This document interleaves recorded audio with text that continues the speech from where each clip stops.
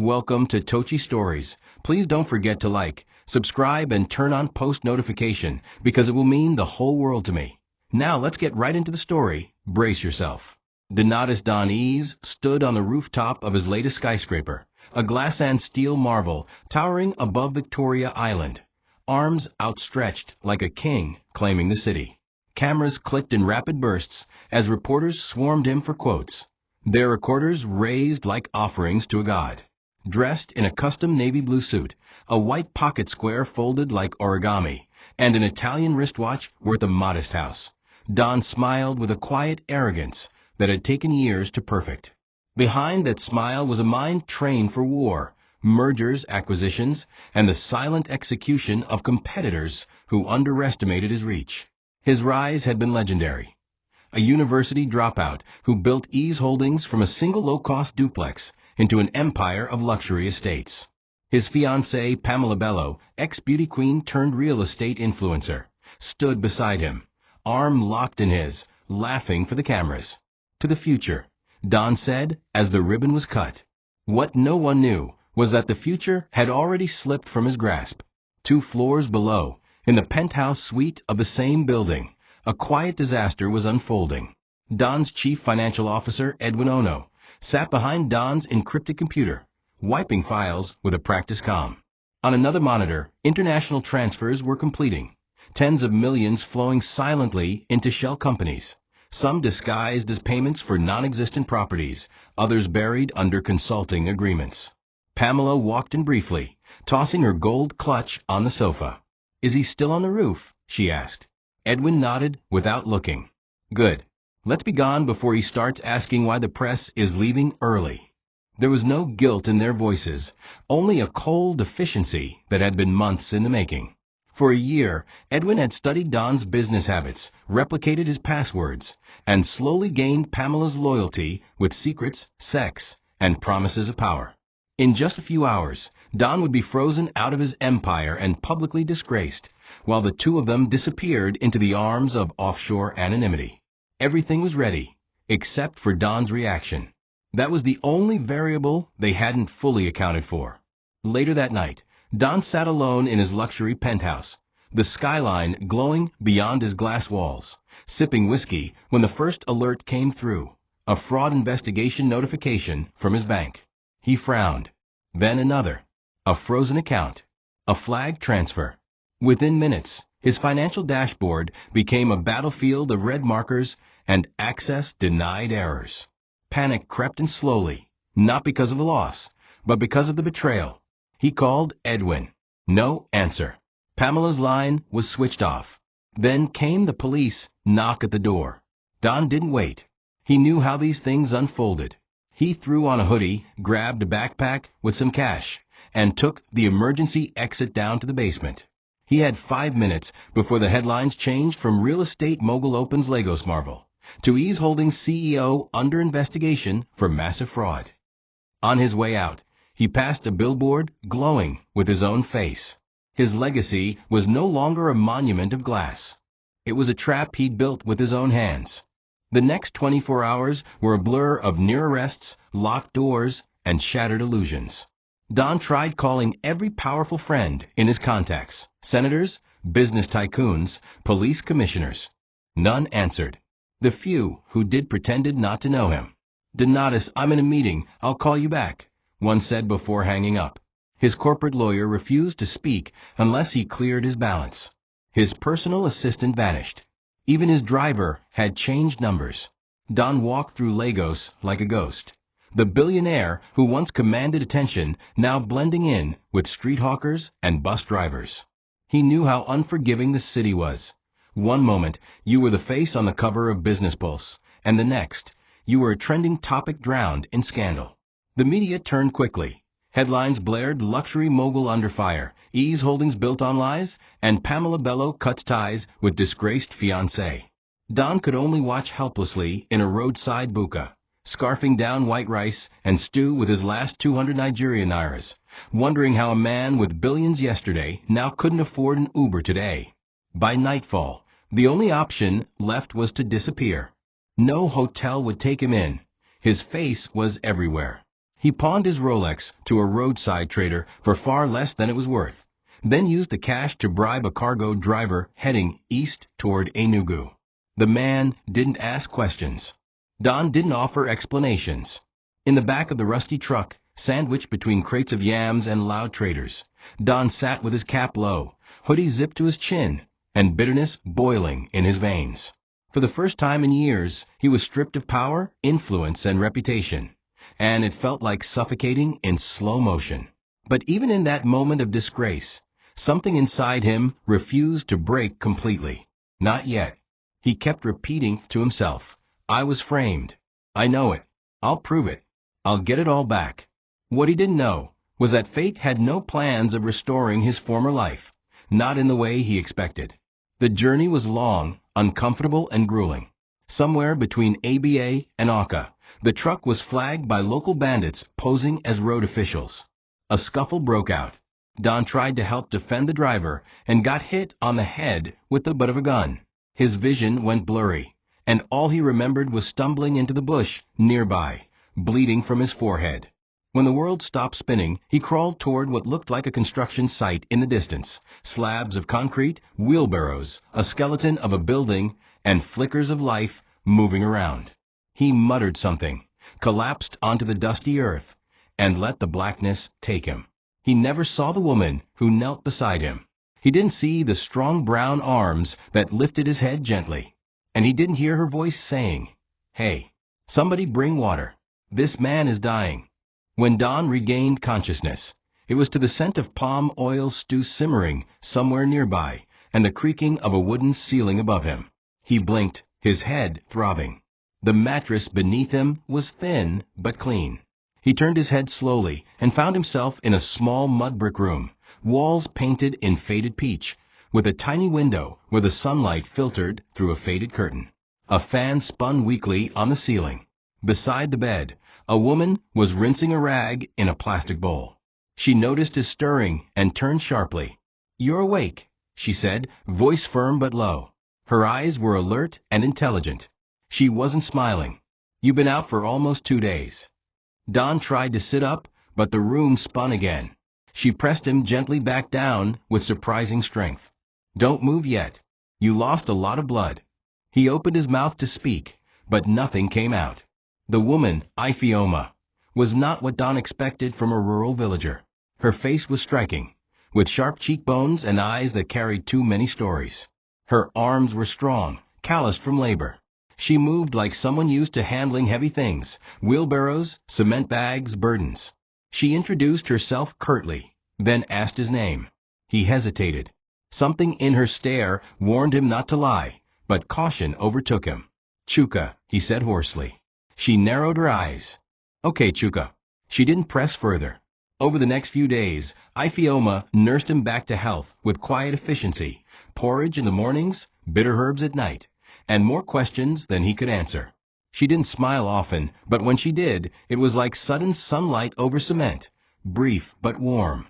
Her siblings, 2 younger boys and a teenage girl, peered at him suspiciously.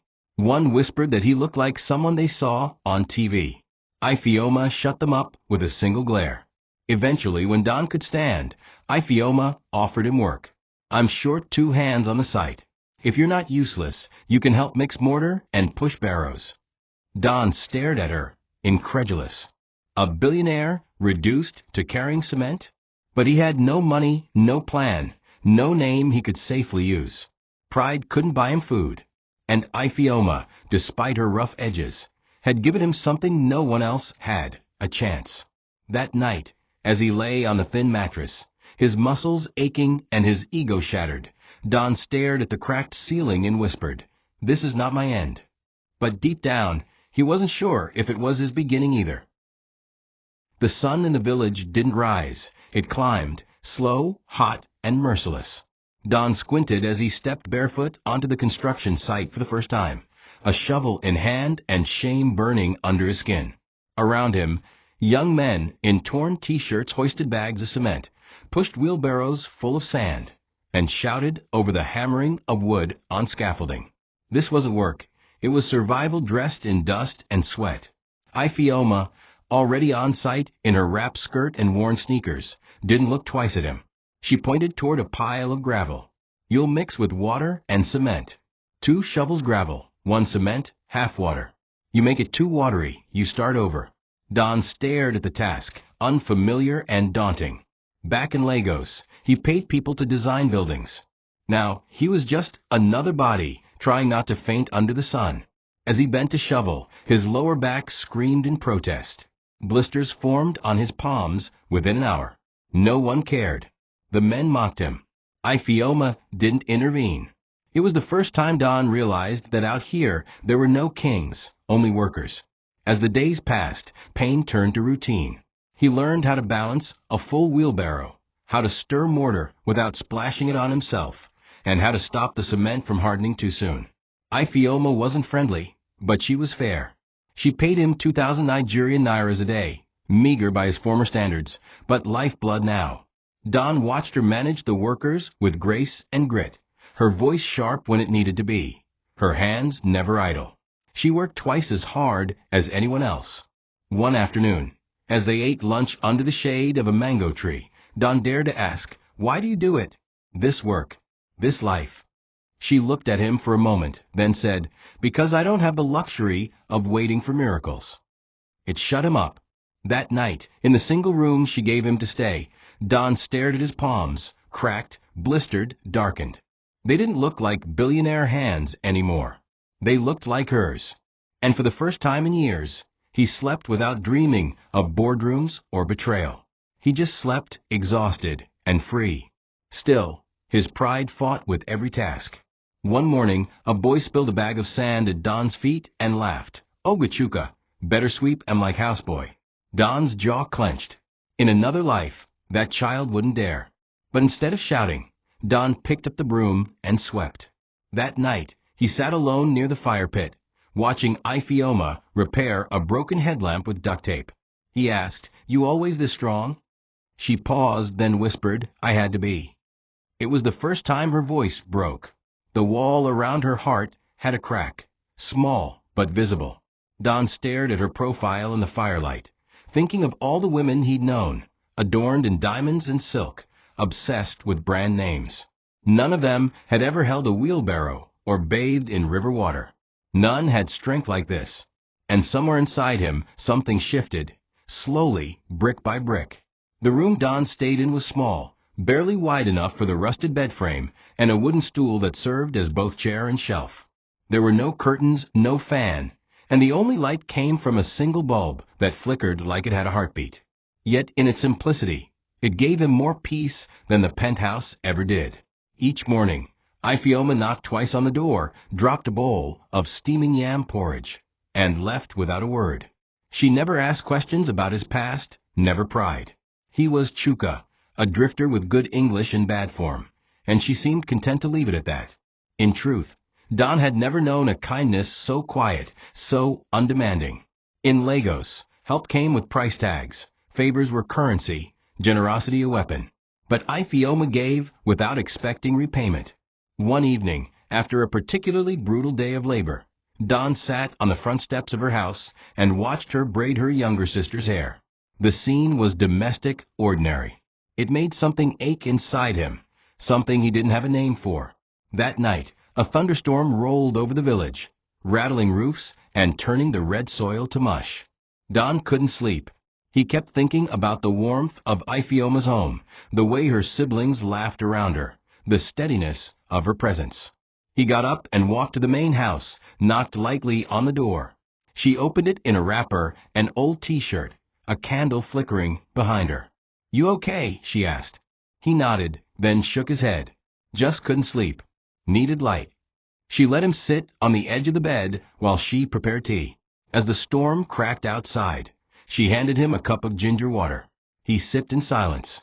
She sat beside him, not too close, but not far either. "You don't talk much about your life," she said. He stared at the candle. "There's not much to say," he whispered, "except that I lost it." She didn't press. She just reached out and touched his shoulder, not in comfort, not in sympathy, but as if to say, "You are still here." That's something. The power went out minutes later, plunging the room into full darkness. They sat in silence, two strangers bound by rain and ruin. When lightning flashed through the slatted window, Don saw her face, not beautiful in a magazine way, but deeply, undeniably human. He wanted to kiss her. He didn't. Instead, he said, "Thank you. For everything." She didn't smile, but her voice softened. "Rest now. Work starts early." As he walked back to his room, soaked slightly from the drizzle, he realized something staggering. He had no idea what came next. No plans. No strategies. Just a bricklayer's home and a borrowed name. And yet, for reasons he couldn't explain, that uncertainty didn't terrify him anymore. It humbled him. Maybe the rebuilding had already begun, not outside, but within. 2 weeks passed. Don had earned some respect on the site, mostly because he didn't quit. His hands were rough, his back stronger, and his skin several shades darker from the sun. He learned to anticipate Ioma's instructions, and she stopped calling him lazy city man when he messed up. They became a kind of team. She would draw plans in her notebook, and he'd execute them. It was the most purpose he'd felt since his company crumbled. But it wasn't just the work that grounded him. It was her. Ioma never gave compliments, never offered pity. She expected the best from him, and in meeting those expectations, Don found pride again, not in power, but in usefulness. One evening, he helped her level a wall. She nodded once. Not bad. It was the highest praise he'd gotten in weeks. He smiled the rest of the day. Still, the past loomed. Every time someone passed a newspaper stand, he flinched. Every time a stranger looked too long, he panicked. But the village was far removed from scandal. The people here didn't care about city drama or billionaires who fell from grace. They cared about harvest, rainfall, and concrete strength. But Ioma, sharp as ever, had started noticing things. One day, she found him solving a complex measurement problem for a new building. "You sure you didn't go to university?" she asked. He shrugged. Dropped out. She didn't believe him. Another time, she found him reading a book on urban development in English. "Where did you even get this?" He replied, "I used to like architecture." Her eyes narrowed. She didn't push further, but she stored it away. Whatever Chuka was hiding, it wasn't small. And she hated mysteries, especially ones that made her heart skip unexpectedly when he looked at her for too long. One afternoon, as they sat sharing a bottle of malt after a long shift, Ioma said, "You ever think of leaving this place?" Don hesitated. "Every day. But I have nowhere to go." She looked at him quietly. "Then build something here, even if it's small." The words hit him harder than he expected. That night, Don sat outside under the moonlight, replaying her sentence. Build something here. It wasn't a command. It was a possibility. He thought of all the empires he'd built. Towers with his name etched in marble. Glass bridges hanging over oceans. Showy estates with overpriced decor. But they had no soul. No anchor. Here, he was learning to build not with contracts, but with sweat and sand. Here, for the first time in his life, he wasn't admired. He was seen. There was something about working with your hands that forced silence into your soul. Don began to understand this more each day he spent under the sun, pushing wheelbarrows, smoothing wet cement across bricks, and wiping sweat from his brow with the back of a calloused hand. It wasn't just physical labor. It was a strange kind of therapy. The more he sweat, the less he thought about Edwin's betrayal or Pamela's silence. Yet, with every shovelful of sand, he found himself watching Ioma more closely. Not just because she gave orders or moved like she owned the ground beneath her, but because he couldn't reconcile how someone so strong, so capable, lived in obscurity. She was the backbone of her home, her job site, even her siblings' futures. And she carried all of it with a jaw set like concrete and eyes that rarely blinked away pain. One evening after work, she allowed herself a rare moment of vulnerability and sat beside Don on a pile of bricks. The sky was burnt orange, and the air carried the scent of diesel and dried earth. "My father was crushed under a collapsed foundation," she said, without prompting. "We were pouring the roof slab when the building gave way. He didn't make it out. I was 13. Don was silent, unsure of what to say. He turned slightly, reading her expression, not one of sorrow, but simmering memory. She wasn't crying, but the pain lived in the way she avoided eye contact, how her hands fidgeted with a loose thread on her work trousers. He died trying to finish someone else's mansion, she continued, her voice growing tighter. A rich man in Enugu who didn't want to pay for better odds. That man walked free. My family never got compensation. Mama fell sick soon after. By 15, I was laying blocks to feed us. She looked at Don with eyes that dared him to flinch. He didn't. In that moment, he saw the real cost of the world. He came from a world where men like him made billions cutting corners, and women like her paid in blood and broken homes. "I'm sorry," he said softly. "That's not enough," she replied. But she didn't walk away. They sat in silence until the street lights blinked on. That night, Don lay awake staring at the ceiling, haunted not just by his own loss, but by hers. The next day on the site, Ioma moved differently.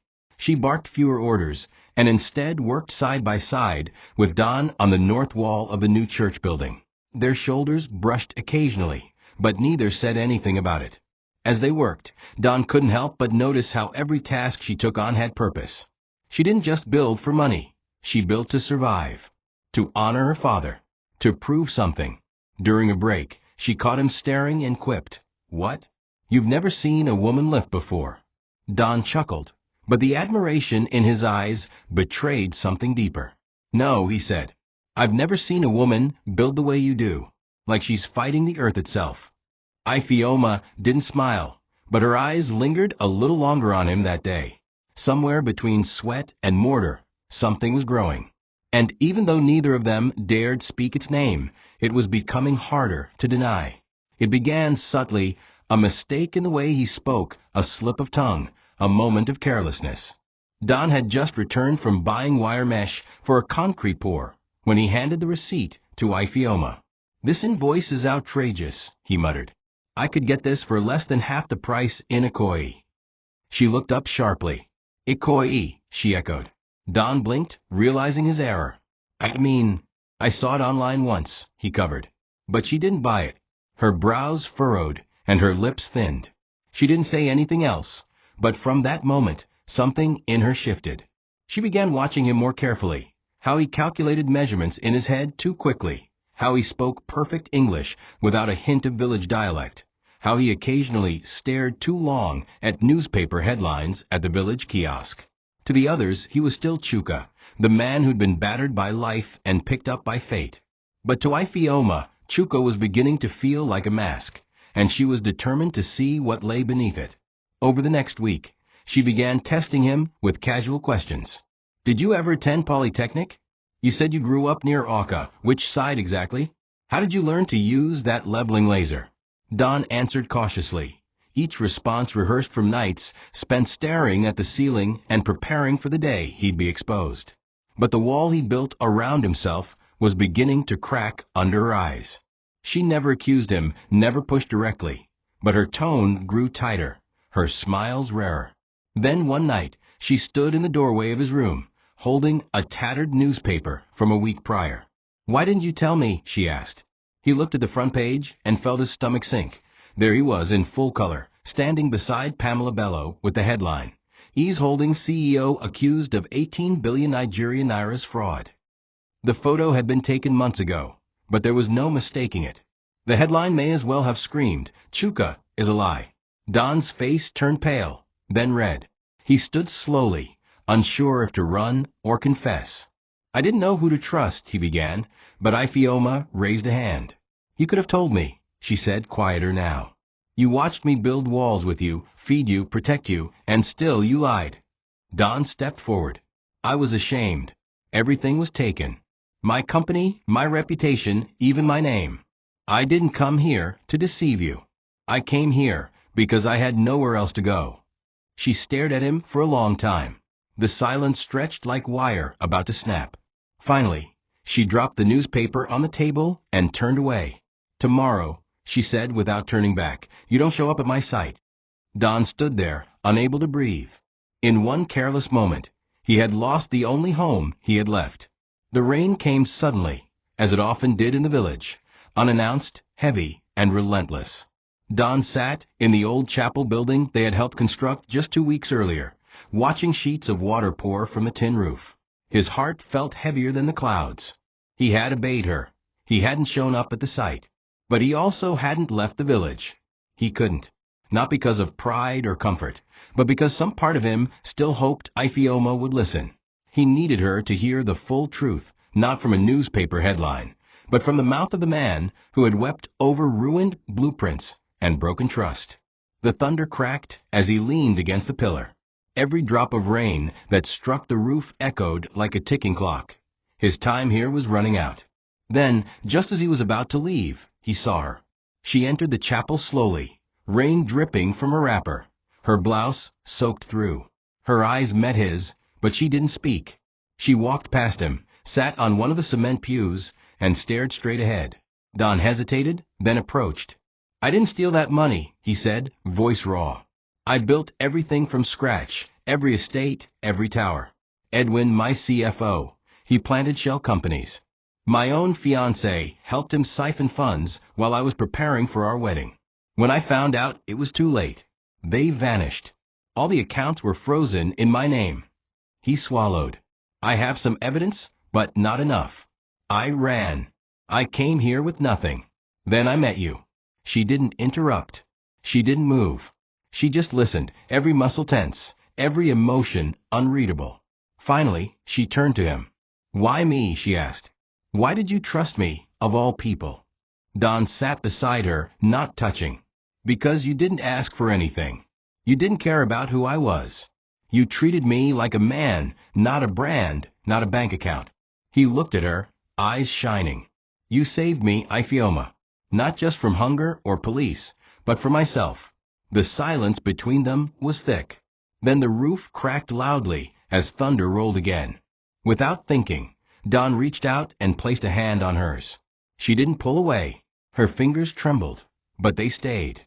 In the silence of that storm, between falling rain and fractured hearts, something mended. Not completely, not neatly, but enough. Enough to start again, if only barely. The village festival arrived like clockwork, the one time of year when colors outshone dust, and music replaced the hum of generators. Children wore bright ochre prints, elders tied red caps and sat under canopies sipping palm wine, and every narrow path became a trail of yam porridge, jollof rice, and puff-puff. Ioma hadn't planned to go. She said such gatherings were noisy, full of men who stared too long and drank too much. But her younger siblings had insisted, and eventually she gave in, dressing in a simple yellow gown that hugged her strong frame, her hair tied up in a red scarf. When Don saw her from across the square, the words left his mouth before he could catch them. "You look powerful." She raised an eyebrow at him, but didn't hide her smirk. "Not beautiful," she teased. "Beautiful is easy," he replied. "Powerful is rare." The festival went on with dancing, local drummers beating worn skins, and children forming circles to play games. Don and Ioma sat near the edge of the gathering, watching the chaos, as though peering into a world neither fully belonged to. The village people still looked at Don with curiosity, some with suspicion, others with amusement. Since the newspaper incident, whispers had circulated, but no one confronted him. Ioma had neither confirmed nor denied his identity to anyone. She had simply gone back to work, with Don quietly resuming his labor, under her supervision, under her conditions. That night, the energy between them had changed. The walls were thinner, the questions more tender. At one point, under the amber glow of firelight, Ioma leaned in and asked softly, "When you first met me, did you think I was beneath you?" Don didn't blink. "No. I thought you were the only one who would look me in the eye and not flinch." She looked away then, not because she didn't believe him, but because she did. As the crowd danced and the drums grew louder, Ioma stood. "You can't come to the village festival and not dance," she said. Don raised his brows. "I mix cement, not rhythms." She laughed, the kind of laugh he hadn't heard from her before. Full, free. She pulled him toward the circle of dancers anyway. He stumbled awkwardly through the first few moves, stepping on feet, apologizing under his breath, but she guided him, slowly, with patience. For a few minutes, they were not a billionaire in hiding and a bricklayer battling survival. They were just a man and a woman, in the center of music, laughter, and fire.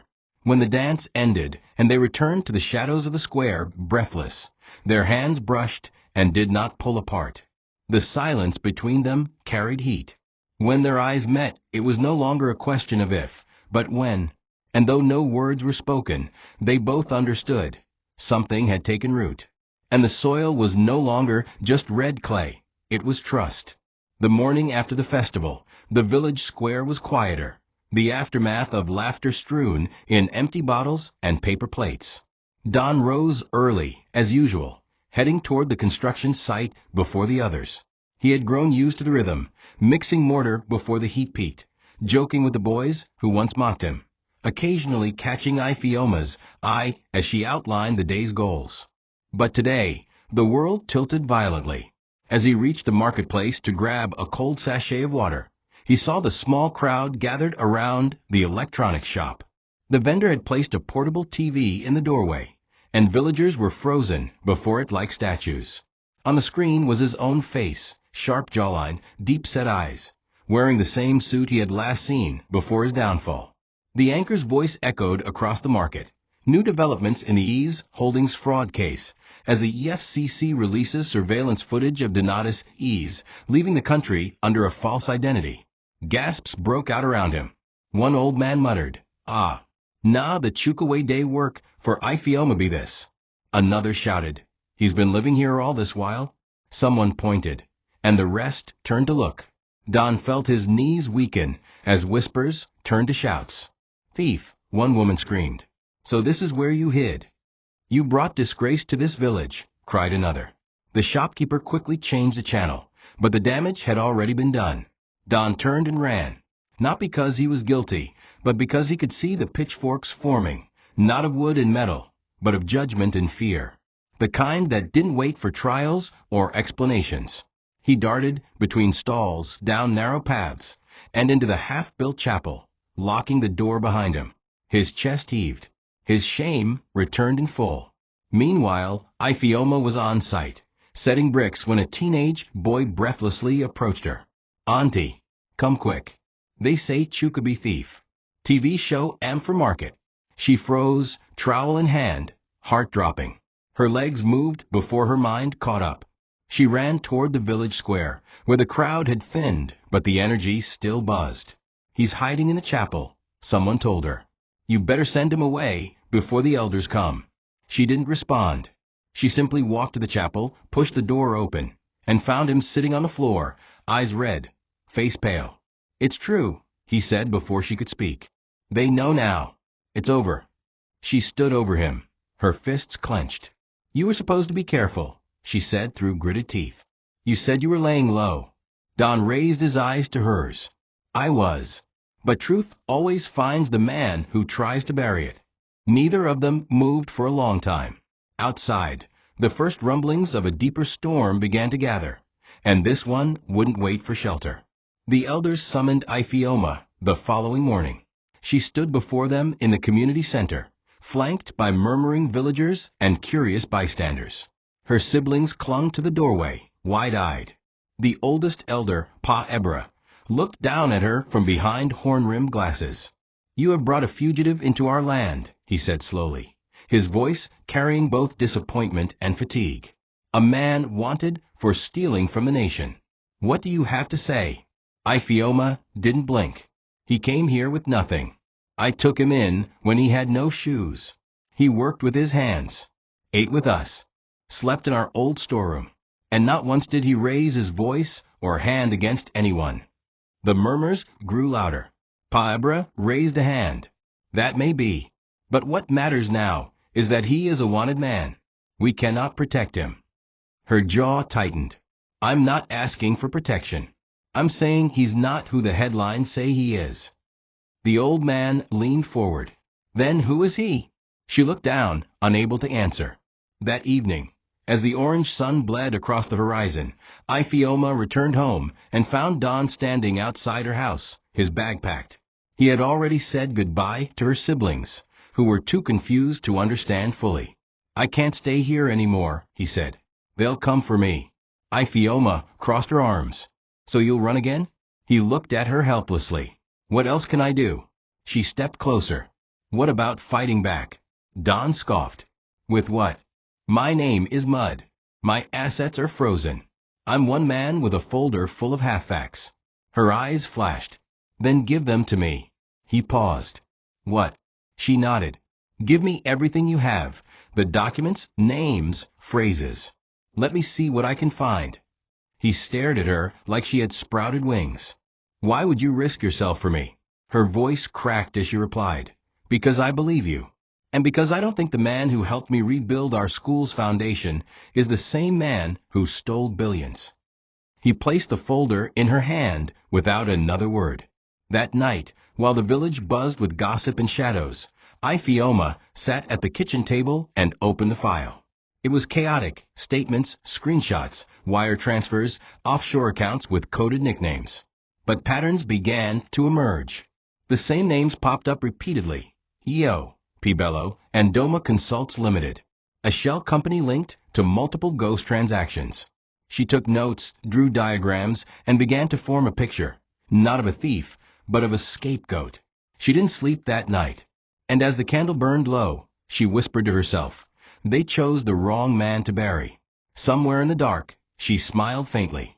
But she had no idea just how dangerous the path ahead would become, or what it would cost her to prove that Don wasn't the criminal, but the victim. By morning, the village no longer buzzed with whispers. It roared with certainty. The EFCC had released another televised report, this time including audio clips of Pamela Bellows speaking vaguely about repositioning the firm, and Don not being smart enough to see what was coming. The media had already decided on their villain. At the sight, no one greeted Don anymore. Some men spat in his direction.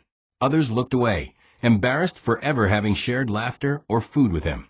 Only Ioma stood by him, her jaw tight, her stare sharper than any trowel in her tool belt. They no longer spoke casually. Everything between them had grown heavier, not with resentment, but with unspoken urgency. Don kept glancing at the dusty file she carried in her leather bag, praying it held enough. "You'll need help," he said softly one evening as she handed him roasted yam. "This isn't something you can fight alone." She looked up at him. "I'm not fighting alone. You're still here, aren't you?" The warmth in her voice stayed with him long after she walked away. But fate, as always, had other plans. One hot afternoon, just as the site emptied for siesta, a convoy of black SUVs rolled into the village. The sound of tires against gravel, doors slamming, and boots marching echoed like thunder. 4 EFCC officers, flanked by local police, approached the half-finished chapel, where Don had been mixing mortar alone. "Donatus Ease," the lead agent barked. "You are under arrest for conspiracy, financial embezzlement, and obstruction of justice." Don raised his hands slowly. "I'm not resisting," he said quietly. Villagers began to gather, craning their necks for a better look. Phones were raised. Some even cheered. "Serves him right," a woman hissed. "Big man come hide with poor people." Ioma arrived seconds too late. She shoved past the crowd, breathless. "Please, let me talk to him," she begged the officer. "Just 5 minutes." The agent shook his head. "Ma, this man has a pending arrest warrant. If you obstruct us, we'll take you too." Don met her eyes. "It's okay," he said. "Do what we planned, no matter what." Then they shoved him into the back of the van, and the dust swallowed him whole. The silence after the convoy left was louder than the sirens had been. Ioma stood frozen in the road, her chest rising and falling, her fingers twitching at her sides. No one approached her. No one dared. She returned home, pulled out the file again, and this time she cried. Not out of weakness, but fury. "They didn't even give him a chance," she whispered. She spent the night writing down everything Don had ever mentioned: offshore banks, boardroom codes, employees who had suddenly resigned during the months leading up to the collapse. She cross-referenced them with dates on the documents and printed out what she could. She knew the file wasn't enough. It was fragmented, circumstantial, and scattered, but it was a start. As she sealed the papers into a brown envelope, she looked toward the open window and murmured to herself, "You carried the weight. I'll carry the war." The prison they took Don to was nothing like the cells portrayed in court dramas or glossy documentaries. It smelled of sweat, rust, urine, and hopelessness. The iron bars weren't just symbolic, they were brutal, jagged things that mocked you from every angle.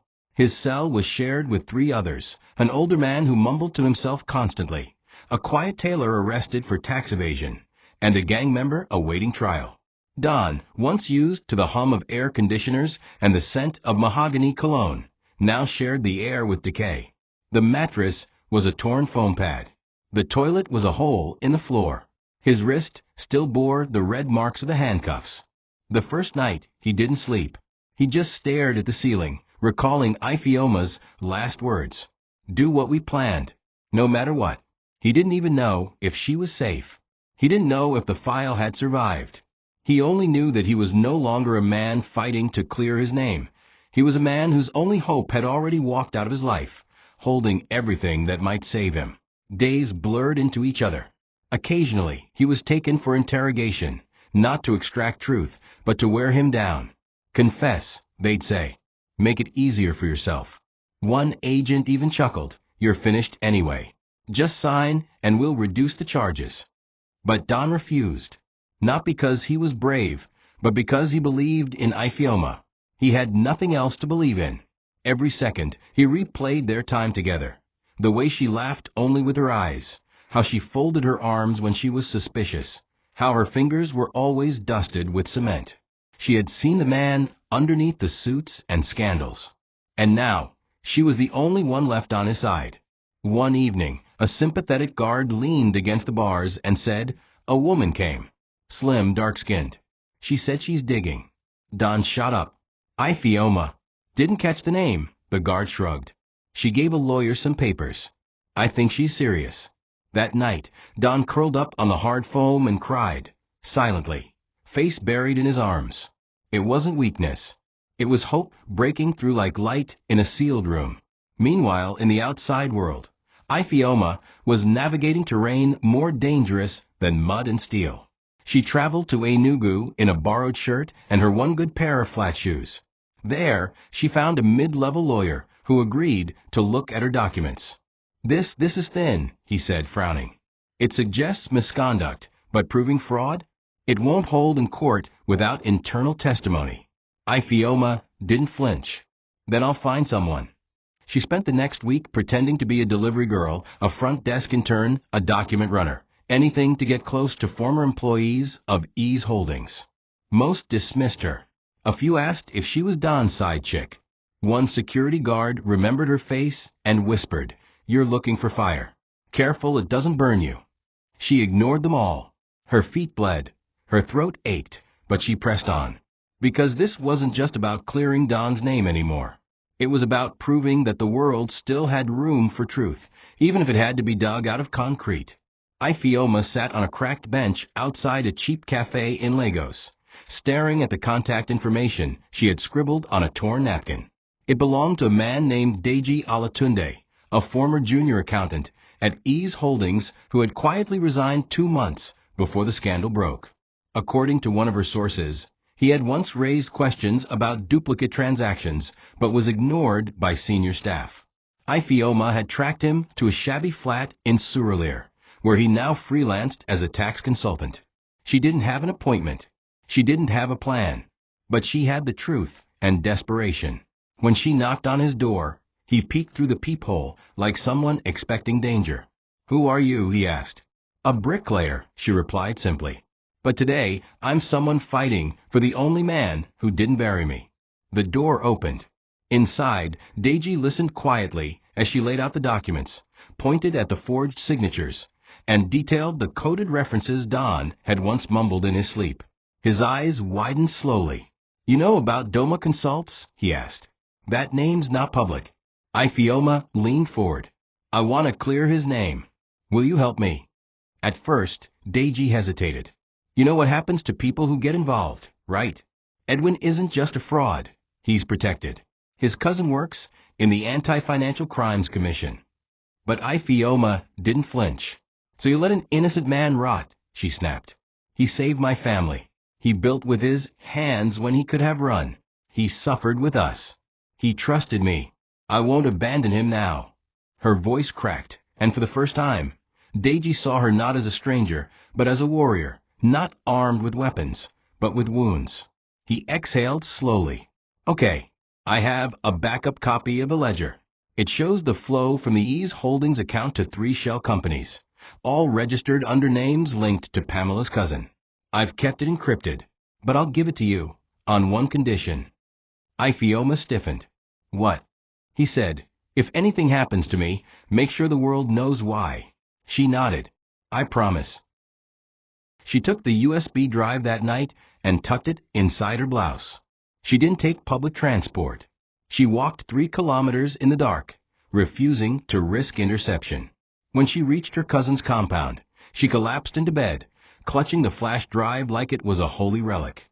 "Tomorrow," she whispered. "Tomorrow, I take this to a real lawyer." But what she didn't see, what she couldn't have known, was the black SUV parked 2 blocks away. Inside it, a man watched her every move. He tapped his earpiece and said calmly, "She's found the ledger. Orders." A voice replied, "Make sure she doesn't reach the court." That night, Ioma slept, but danger was already circling. And Don, miles away in his cell, clutched the only thing he had left: faith in a woman who refused to quit. The next morning dawned gray, with heavy clouds hanging low over Lagos like they had secrets of their own. Ioma dressed carefully in a borrowed blazer, slacks slightly too long, and black flat shoes that had seen better days. The flash drive Deji gave her sat inside her inner pocket, zip tight, cushioned beneath layers of stitched cloth and protective prayer. She had an appointment at 9 a.m. with a human rights lawyer recommended by Deji, Barrister Ikat, a sharp, no-nonsense woman who had helped whistleblowers in the past. Ioma's heart beat like a hammer as she approached the law firm's building.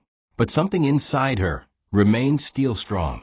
She had come this far through ridicule, doubt, and fear, and she would not turn back now.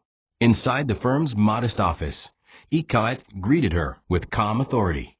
"You're the bricklayer," the lawyer said with a curious smile. "Let's see what you've built." They plugged in the flash drive together, and for the first 20 minutes, Ikat said nothing. She scrolled through spreadsheets, account names, legal memos, and time-stamp transfers that matched the shell companies Deji had described. "This," she finally said, "is serious." She opened her file cabinet and pulled out an older case folder. "We've seen this pattern before, but without hard proof. Now we have something better. This ledger, it connects 3 fraud trails. If this holds up under forensic audit, it could blow the lid open on the case against Donatus Ease." Ioma exhaled shakily. "Can we get him out of prison?"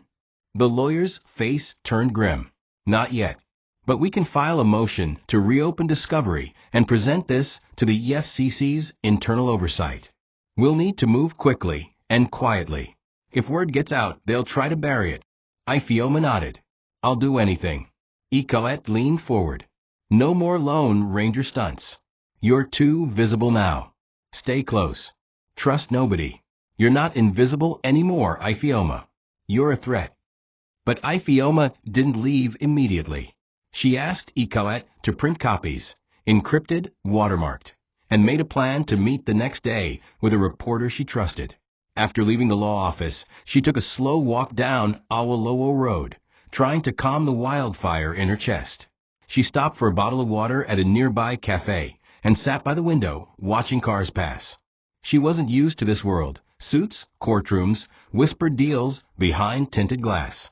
She missed cement on her fingers and the honest ache of labor. But something had shifted in her. She no longer felt like the village girl begging for justice. She felt like a woman who had dared to enter a crooked temple with her fists clenched and eyes open. When she finally left the cafe, she didn't notice the man in the black cap standing across the street. He took a photo of her, sent it to someone, then disappeared into a tinted car. As she walked toward the bus stop, unaware of what trailed her, Lagos exhaled around her, a city always watching, always listening, and never forgiving those who tried to break its secrets. Later that evening, Ioma returned to her cousin's house and locked the door behind her with trembling fingers. The neighborhood was quiet, too quiet. She turned on the small television and saw no new coverage of Don's case, but that didn't surprise her. The media, she had come to understand, only followed what they were paid to follow. She boiled some water, poured herself a cup of gari, and sat by the window. Her mind swirled with thoughts of what came next, the motion Ecoet was preparing, the meeting with the journalist tomorrow, the possible fallout. But she couldn't shake the feeling of being watched. That same black SUV she had seen 2 streets away now lingered near the corner again. She tried to convince herself it was nothing. Lagos was full of cars. But when the same vehicle crawled past her gate at midnight, she knew it was no coincidence. She didn't sleep. She sat awake with a cutlass by her side, waiting for shadows that never moved, but always seemed close.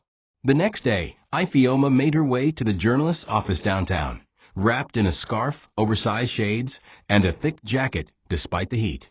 Her contact was a young investigative reporter named Tolu, known for exposing corrupt judges and embezzling ministers. She chose him because he wasn't owned, not yet. Inside his small, cluttered office, she handed him the printed documents. His eyes widened. "You got all this?" he asked. "From where?" She smiled faintly. "From mud, and a man who was buried in it." Tolu promised to vet the documents, publish carefully, and keep her identity out of the first wave. "This kind of exposure," he warned, "shakes foundations. You need to go low, now. Very low." Ioma nodded. "I will." But as she stepped outside, she felt the unmistakable weight of eyes.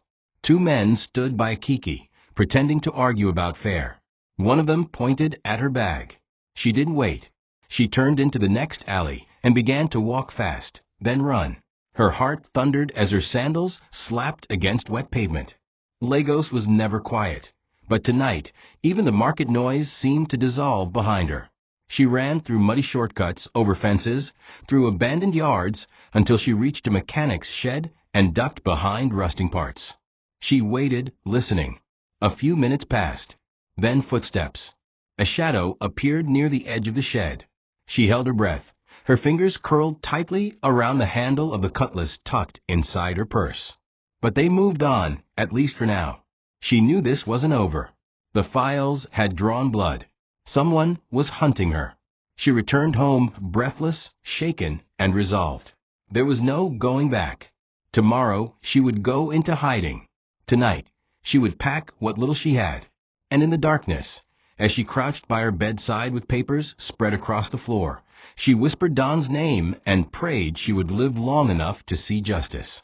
The following day broke with rain, a steady drizzle that slicked the roads and blurred the view through windshields. Ioma boarded an early bus to Marina, where she was to meet Deji one last time. He said he had found something else, a scanned copy of an internal memo between Pamela and Edwin that showed knowledge of the missing funds, along with a fake signature labeled for DEs. If authenticated, it would be the smoking gun. She clutched her bag tighter as the bus bounced over potholes. Around her, Lagos moved as it always did, loud, restless, indifferent. But she saw it differently now.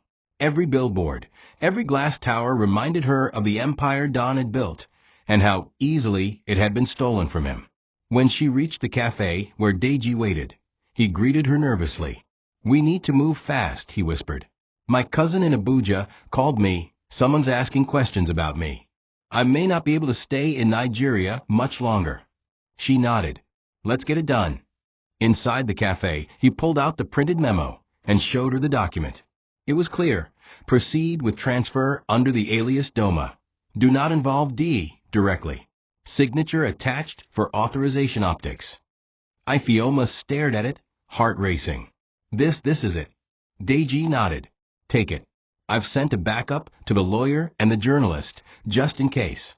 As they exited the cafe, Deji slipped into a waiting car. Ioma walked down the street alone, the envelope tucked under her arm, heading to the bus stop. She never saw the motorcycle coming. 2 men, 1 driver, 1 attacker. They rode past once, turned, came again. The second man jumped down and struck her with a metal rod before she could scream. She collapsed on the sidewalk, papers flying, her bag yanked from her grip. People screamed. Horns blared. The bike sped off, vanishing into the sea of Lagos traffic. Blood pooled beneath her head. Her eyes fluttered once, then closed. News traveled fast. The journalist heard first, then the lawyer. But in the prison cell far away, Don only heard 3 days later. A guard slipped in, eyes low. "She's in the hospital," he whispered. "Critical condition. They tried to kill her." Don didn't react at first. He sat perfectly still, lips parted, heart frozen. Then it hit like a dam breaking. He sank to his knees in the middle of the cell, fists clenched in his hair, and screamed. The sound tore from his throat like fire. "No, no." The other inmates looked away, ashamed to watch a man shatter. "She was the only one," he cried, voice cracking. "She was the only one who fought for me." He punched the wall until blood soaked his knuckles. Then he collapsed on the cold floor, sobbing. Not for his name, not for his money, but for her, the woman with dust on her skin and steel in her spine. The one who had tried to lift him from ruin, only to fall herself. The hospital room smelled of disinfectant and quiet despair.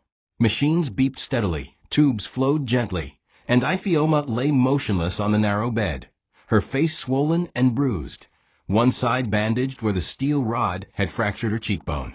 Her left arm was in a sling, and her lower ribs showed signs of internal trauma. Yet despite the wounds, the doctors said she was stable, not safe, not healed, but alive. Barrister Iket sat beside her, lips tight, fingers curled around the brown leather bag that now held the last known copy of the evidence Ioma had nearly died trying to deliver.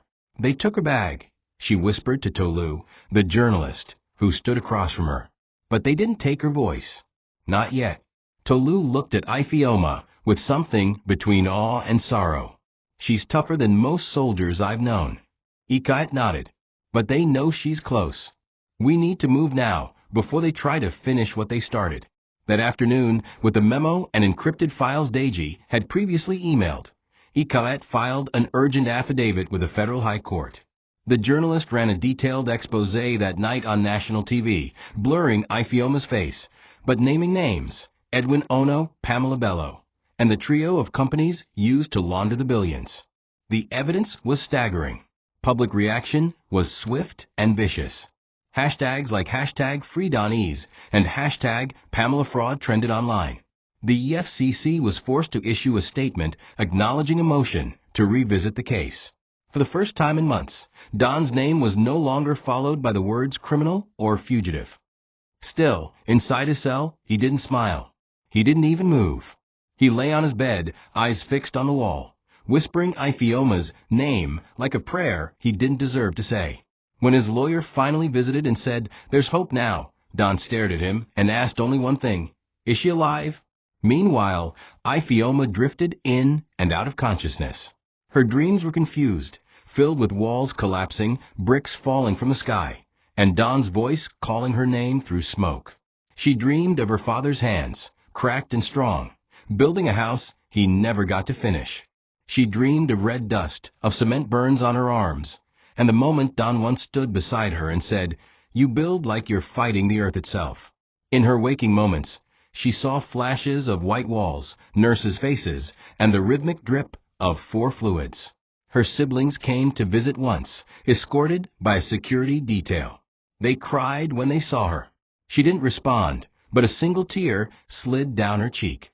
She was still here, still breathing, still fighting. Somewhere deep inside, her body refused to surrender. Not while the war she started had not yet been won. It was on the 10th day after Ioma's attack that the news reached Don formally. His lawyer returned with a court order. The charges were being suspended pending full investigation, and Donatus Ease would be released on bail. The EFCC, under public scrutiny, had no choice. But even as the steel gate creaked open and Don stepped into the Lagos sun for the first time in months, he felt no victory. Freedom felt hollow without her. He was escorted to a secure house, swarmed by reporters, chased by cameras, and praised by online followers who now saw him as a symbol of corporate injustice. But when they asked for a comment, he gave none. He simply said, "I want to see her," and left. The lawyer tried to persuade him to wait, to hold a press conference, to reclaim his name properly. But Don had spent enough time trying to protect his name. Now, he needed to see the one person who had protected his soul. He entered the hospital in disguise, plain clothes, baseball cap, sunglasses. Ikat met him at the lobby. "She's still recovering," she said. "She's not fully conscious." He nodded. "I just need 5 minutes." The room was dimly lit, filled with the soft hum of machines. Don stepped inside and stopped cold. Ioma lay there, pale still, but alive.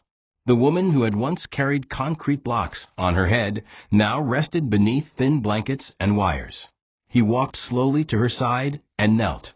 "I'm out," he whispered. "Because of you. You did what no one else dared. You went where I was too broken to go." He took her hand gently, tears sliding silently down his cheeks. "They tried to kill you for saving me. I wish it had been me, instead." Her fingers didn't move, but her eyelids fluttered. He leaned closer, clutching her hand tighter. "Please wake up. I need you. Not for my name. Not for my life. For my heart. You're the only one who built it right." A week later, she opened her eyes. It was slow, painful, and quiet. But it was enough. Her vision was blurry, her ribs ached. But when she saw him slumped asleep in the corner of her room, his beard grown, his clothes wrinkled, she knew she hadn't fought in vain. "Don," she whispered, barely audible. He stirred. Their eyes met. And in that moment, nothing else mattered. Not the billions lost, not the empire ruined, not the trial still looming. Just her voice, soft as wind through scaffolding. Just his tears, raw and real. Just a truth, the kind not forged in legal documents, but carved in sacrifice. He walked to her, leaned down, and pressed his forehead to hers. "You built me," he whispered. "And now I will build us." Outside the window, the city buzzed. Life moved on. But in that small hospital room, a different kind of empire began. Not of glass and steel, but of flesh and faith. And this one would never collapse. Thank you for watching this video. What did you learn from this story? Drop it in the comments. Please make sure you like, comment, and subscribe to my YouTube channel TOCHI Stories for more.